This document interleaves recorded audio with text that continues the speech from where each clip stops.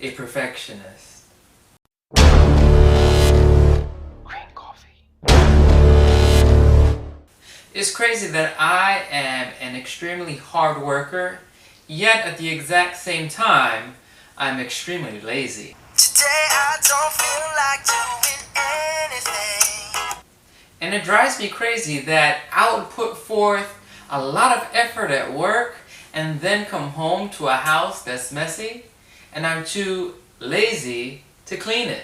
And for the life of me, I can't understand why I would pour so much of myself and so much effort into something that is not my own. Ain't nobody got time for this. But when it comes to my own, I'll sacrifice that for the greater good of something else. Ain't nobody got time for this. For someone else. Ain't nobody got time. Ain't nobody got time. Ain't nobody got time for this. As a perfectionist, it's my desire to do my very best in everything that I do. But not only me, but others as well. As a perfectionist, my desire is not only for me to succeed, but for me to be able to help others to succeed as well. Today, I dropped the ball at work. And it was one of those balls that was made out of crystal because once it fell, I couldn't pick it back up. It discouraged me to know that I failed. It's funny because I fail all the time, but certain things, it just gets to me. Especially when it's things that I know other people are depending on me to do.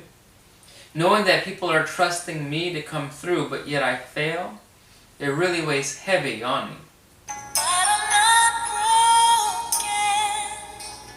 If it wasn't for the book I'm currently reading by Ron Clark called Move Your Bus, I would be totally discouraged to the point where I probably would not be able to wake up and go to work tomorrow. But in his book, Ron says that you have several different types of people in your organization. You have those who are runners, those who are joggers, those who are walkers, and those who are riders.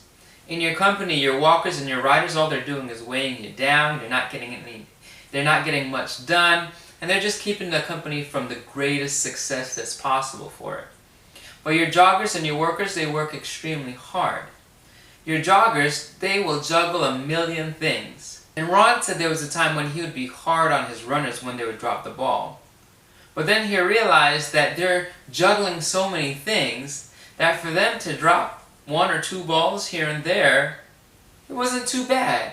Because your runners are really moving the organization forward. Everyone makes mistakes, so why can't you?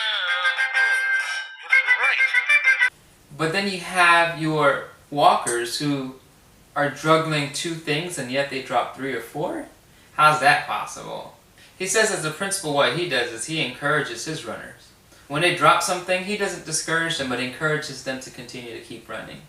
If it wasn't for reading that in the past few weeks right now, after dropping such a huge ball at work, I would just be totally discouraged. Perfectionists, we work hard, and it's not necessarily because we're out to get awards and recognitions, but it's just what we do.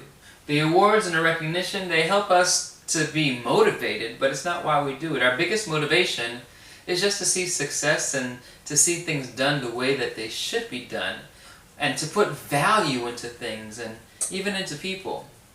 I'm a perfectionist. So when I fall short of perfection, it does hurt. Do you know anyone who's a perfectionist? A hard-working perfectionist? If you know someone who's a hard-working perfectionist, check on them. See how they're doing. Especially when you know that they messed up and dropped the ball somewhere, because that weighs heavily upon their soul. And all they need is your encouragement to keep on running and continue to be the best they can possibly be.